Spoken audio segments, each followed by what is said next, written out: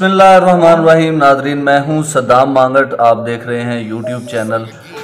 आज हम थोड़ी सी गुफ्तगू करेंगे जो सियासी गहमा गहमी है। अब से कुछ दिन पहले जो अगर चले जाएं तो सियासी गहमा गहमी बहुत ज़्यादा अरूज पर थी, लेकिन इस्लामाबाद का टेम्परेचर जो है वो अब भी ज़रा हाई है। उसकी वजह ये है कि सियासी गहमा गहमी भी है और अब बलदियाती इंतखाबात जो हैं वो भी इस्लामाबाद में उनकी तारीख जो है वो बड़े करीब आ चुकी है। हमारे साथ इस वक्त सीनियर जर्नलिस्ट एजाज़ चौधरी साहब मौजूद हैं। एजाज़ अहमद साहब सियासत के हवाले से चूँकि पॉलिटिकल रिपोर्टर हैं तो वो इन चीज़ों पर बड़ी गहरी जो है वो नज़र रखते हैं। बहुत शुक्रिया एजाज़ साहब, आपने हमें वक्त दिया। थोड़ा सा ये बताइएगा कि इस वक्त जो सियासी सूरत हाल है उसमें आप क्या देखते हैं, पीटीआई कहाँ पे स्टैंड कर रही है? देखिए, इस वक्त ये कहना बहुत ही मुश्किल है कि पीटीआई इस सियासी सूरत में कहाँ स्टैंड करती है। पीटीआई का तो दावा ये है कि सियासत उनके गिर्द घूम रही है, जबकि बाज़ हक़ाइक़ ऐसे हैं जो इस दावे की नफ़ी भी करते हैं। मसलन आपसे कुछ अर्सा पहले तक ये बात ठीक थी कि पीटीआई सेंटर ऑफ पॉलिटिक्स थी, वो एक ऐलान करते थे तो चारों तरफ एक टेंशन, एक कशीदगी फैल जाती थी। अब वैसी सूरत हाल नहीं है। जो हालिया अपॉइंटमेंट्स हुई हैं उसके बाद पीटीआई जो है वो अपने आप को रीअलाइन करने की कोशिश कर रही है, अपनी सफ़ों को दुरुस्त करने की भी कोशिश कर रही है, ताकत दोबारा हासिल करने की कोशिश कर रही है, क्योंकि मुसलसल जो उसकी जानिब से कामयाबी के दावे और जो इल्ज़ामात और जिस किस्म की सियासत की जा रही थी उसको धचका पहुंचा कामयाबी के साथ चेंज ऑफ कमांड के बाद। तो अब उसका नतीजा एक तो ये हुआ कि पीटीआई मुज़ाकरात पर आ गई और अब वो ऑफ़र कर रही है कि जी मुल्क की खातिर मुज़ाकरात कर लेते हैं। तो एक तो अहम सवाल ये है कि फिर ये मुल्क उस वक्त कहाँ था जब आप अफरा तफरी फैला रहे थे और आप मैदान में थे, कभी लॉन्ग मार्च के साथ, कभी दीगर पुरतशद्दुद कार्रवाइयाँ हो रही थी। लेकिन जो मौजूदा सियासी सूरत है वो हुकूमत के लिए भी इतनी अच्छी नहीं है। हुकूमत के पास ऑप्शंस लिमिटेड हैं। पंजाब में ख़ास तौर पर जो गेम है वो इट हैंग्स इन बैलेंस उसमें परवेज़ इलाही के हाथ में। पर मेरी इतलात यही है कि परवेज़ इलाही साहब जो हैं वो 4 महीने तक असम्बलियाँ नहीं तोड़ेंगे, लेकिन वो जो पंजाब की अपोजिशन है उसके साथ तो नहीं, लेकिन मरकज़ की हुकूमती इत्तेहादी जमात के साथ किसी न किसी तरह से राब्ते में है। और वो जो हुकूमत की अहम इत्तेहादियाँ आसिफ अली ज़रदारी, वो उनकी ये कोशिश है कि परवेज़ इलाही को ही वज़ीर आज़म के तौर पर कंटिन्यू करा दिया जाए।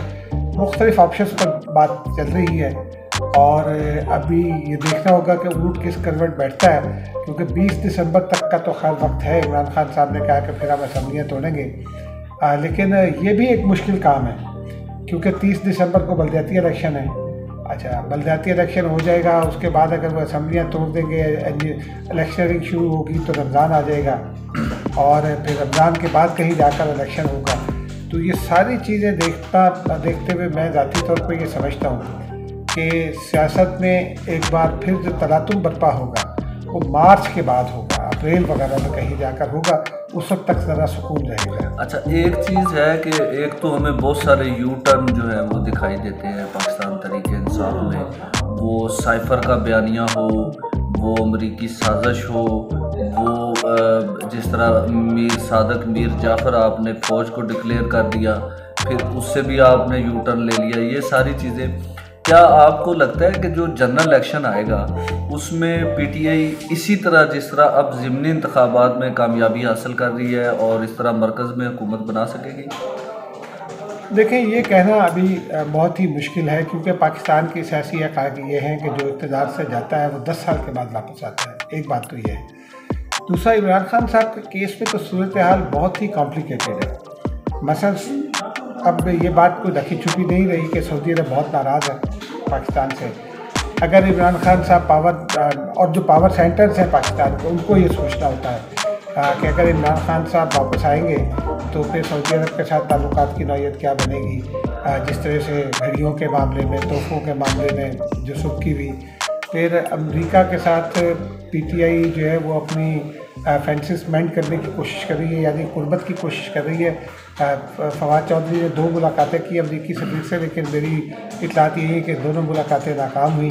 क्योंकि वो अमरीकी सफ़ीर इस बात पे इंटरेस्टेड नहीं है, खुद अमरीकी एडमिनिस्ट्रेशन भी इस बात पे इंटरेस्टेड नहीं है कि इमरान खान के साथ काम करे। फिर यूरोपीय यूनियन ने जिस तरह रिएक्ट किया इमरान खान के जाने के बाद पाकिस्तान के लिए पॉजिटिवली, उन्होंने इंक्रीज़ किया आपका एक्सपोर्ट कोटा और GSP+ स्टेटस जो है वो उसको बहाल किया और उसको आगे 2024 के लिए फाइनल करने की बातचीत चल रही है।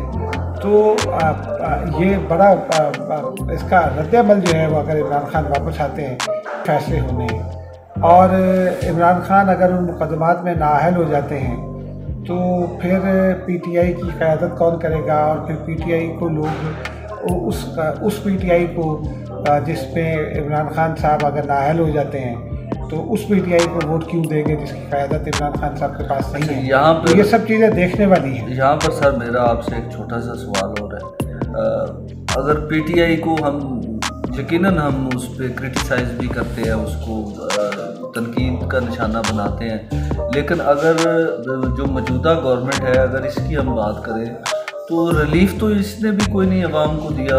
हमारी तो मैं तो अपनी बात करूँ, हमारी एक आम आदमी जो जॉबियंस है, जो मजदूर तबका है, उनकी तो चीखें निकल गई। तब ये चीखें तो निकलनी थी। एक तो जो ये अकेले इमरान खान का कसूर तो नहीं है जो पिछले 4 साल में कहते हैं कि जी मईशत की तबाही फिरी, उससे पहले भी पीपल्स पार्टी और नून लीग भी इक़्तिदार में रही, मार्शल लॉ भी रहे। उसमें जो सबसे बड़ी ख़राबी वो मार्शल लॉ ने की। आप ख़ास तौर पर अगर 3 बड़े डिक्टेटर्स के नाम ले लें, जनरल मुशर्रफ, ज़िया-उल-हक और उससे पहले अयूब खान, ये वो हुक्मरान थे जिनको बराह रास्त किसी एहतसाब के बगैर डॉलर आए। इन्होंने इकॉनमी में इन्वेस्ट करने के बजाय इन्होंने डायरेक्ट मार्केट में इन्वेस्ट किया ताकि लोग उस वक्त मुतमईन रहे, कीमतें कम रहें। उसके नतीजे में इकॉनमी जो है वो फ्लॉरिश नहीं की। बाद की हुकूमतों को नतीजे के तौर पर, चूँकि पाकिस्तानी हुकूमत जो है वो ज़िम्मेदार है अपने शहरी के रोज़गार की, तो वो रोज़गार देने के लिए फिर जॉब मार्केट एक्सपेंड हमारे यहाँ होती नहीं है, लेबर राइट्स हम देने पे तैयार नहीं है। हमारा जो ताजिर तबका है या हमारा जो सनअतकार तबका है या इंडस्ट्रियलिस्ट तबका है या सरमायाकार है, तो फिर हम कर्जे उठाते हैं। तालीम हमने हमारी हुकूमतों ने जानबूझकर आम नहीं की। लोग जो पढ़े लिखे हैं वो भी बस नाखानदा ही समझे उसको, तो वो ऐड हो गया। क्योंकि जितने कर्जे पाकिस्तान की तारीख में बाकी हुकूमतें तो ने लिए तो अकेले PTI ने ले लिए। फिर PTI ने जो एक एडिशनल काम किया जो पाकिस्तान के लिए नुकसानदेह है, वो IMF के साथ जो वायदे किए उनसे फिर जाना, और उन वायदों को तोड़ने के नतीजे में पाकिस्तान को बहुत शदीद माशी मुश्किलात का सामना करना पड़ा। तो इस वजह से अब अगर इलेक्शन भी हो जाते हैं तो मैं ज़ाती तौर पर समझता हूँ कोई गारंटी नहीं है कि इलेक्शन होने के बाद इमरान खान का यही रवैया रहा तो पाकिस्तान ठीक हो सकता है। बल्कि अगर मेरी राय में इमरान खान और बाकी तमाम लोग ये मिसाक मईशत अगर कर लें और सियासत करते रहें, मिसाक मईशत करके ख़ास डायरेक्शन में चलते रहें, तो आज से 6 साल लगेंगे तकरीबन हमारी मईशत को उस ट्रैक पर आने में जो 2017-18 में थी, और फिर उससे आगे जाने में अगले 10 साल और जाएंगे।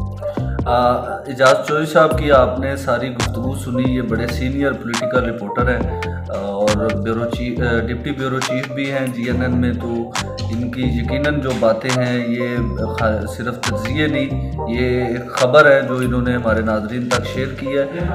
एक बात जो सबसे अहम इन्होंने की है कि तमाम सियासी जमातें, हम किसी एक जमात को बात नहीं कर रहे, तमाम सियासी जमातें अगर मिसाक मईशत कर लें कि अपनी अपनी सियासत करें, अपना अपना जो बयानिया है वो भी बनाएं, लेकिन बयानिया या सियासत जो है वो मईशत पे नहीं होना चाहिए। ये नून लीग ने भी किया है, ये पीपल्स पार्टी ने भी किया है और सबसे ज़्यादा ये PTI ने किया है। तो तमाम सियासी जमातें इसी तरह करती हैं। अगर मईशत पे सियासत की बजाय सियासत पे सियासत की जाए तो यकीनन मुल्क तरक्की कर सकता है। बहुत शुक्रिया। अस्सलाम वालेकुम।